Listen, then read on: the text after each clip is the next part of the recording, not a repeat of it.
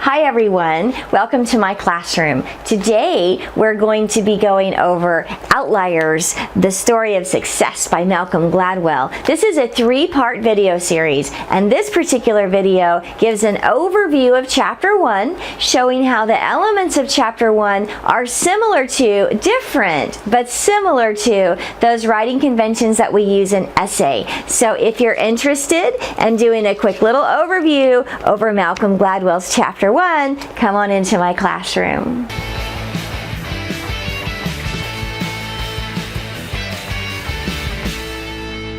So we're starting our analysis of Outliers, the Story of Success by Malcolm Gladwell with Chapter 1. And let's consider Chapter 1 as a mini essay to understand the overall structure of this chapter. If we're looking at the title, we see here we have the Matthew effect. And we have a quote from the Christian Bible, "For unto every one that shall be given, and he shall have abundance, but from him that hath not shall be taken away even that which he hath."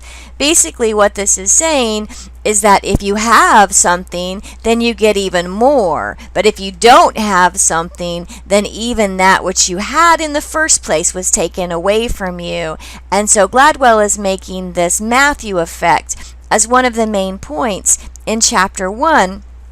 But it's not the only point in Chapter 1. So when we look at the book, and if you're scrolling through your article or your book, and you really need to have that for this lecture, we can see that we have here on page 15, we have Section 1. Let's make this smaller so we can see more. We have Section 1, and then we have Section 2, and we have Section 3 down here. So we can see Gladwell has very deliberately put these into sections for us. For our understanding of this article, it will help us to realize how these sections work for the essay. So in this whole Section 1, from page 15 all the way to page 17, we could really consider that as a great big giant hook. In your essay, obviously, it's not 300-400 pages like this book is, and so your hook is much smaller. For our class, your hook is generally 1 to 3 sentences. In this case, we have several paragraphs. So this then would be the hook. When we look then at Section 2, this corresponds to the introduction of our essay, and he has from page 17 here through page 20, where he's basically introducing his main idea. He has a several sentence thesis, which would make sense given the length of the paper and all his main ideas. Then we move on to Section 3, and in Section 3 he's giving us a very specific example of hockey and hockey dates, and he goes greatly through this. It will be good for you to read this, but he will explain it. So he's giving us here, this is our facts, our evidence, our example here, and then on page 21 and page 20 and 21. And then he goes on to give some dialogue about that specific example. This then, Section 3, is a great big giant example, kind of a story, kind of some facts, a little bit of anecdote. And then he goes into Section 4, in which he explains specifically that example. So Section 4 here, starting on page 24, is about explanation of the example, and then he also goes in and actually analyzes the example. He gives more example, and then he analyzes the example. And then he's even going to give us another example. Here on page 29, he gives us a college example. So Section 4 is a great big giant analysis and explanation of the example with another example in general. And that's what you're going to be doing in your body paragraph. Obviously, it would be smaller because, again, we're not writing a giant book. We're doing a much smaller thing. But we would have our specific example from the text or from our lives. We would give specific explanation of that example, and analysis.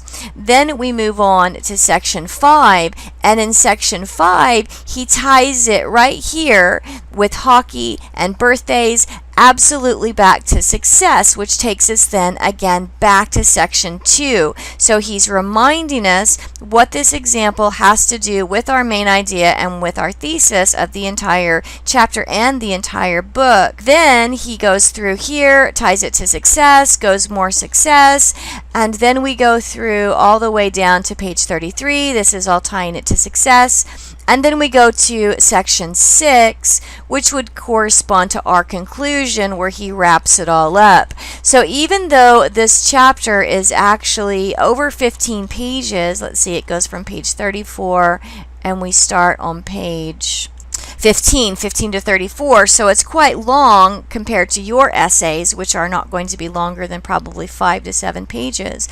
The parts are still there. What makes this academic writing is, again, the tone and the structure. Even though the structure is different, if we're reading like a writer, like we learned in Bunn, then we can see we have that basic structure with our thesis and our topic sentences and our examples and our analysis. It's just a little bit more differently organized because it is in fact a book instead of an essay. So let's take some time and look through these main ideas and make sure we understand the chapter overall.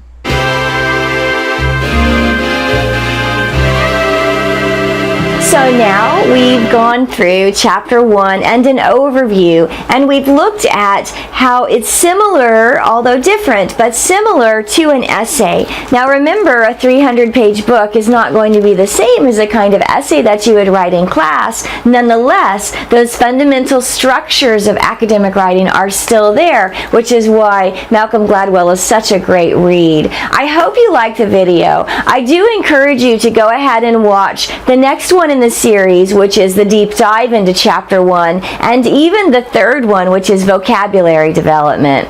If you liked what I'm doing, then please give it a like. It's wherever your like button is. You can also subscribe to my channel, and that is at the bottom. I encourage you to do so. I'm not quite yet on a regular schedule. Someday I hope to, but right now, if you subscribe, you'll get notification for when I do videos. So thanks for coming, everyone. I enjoyed having you in my classroom, and I look forward to seeing you next time.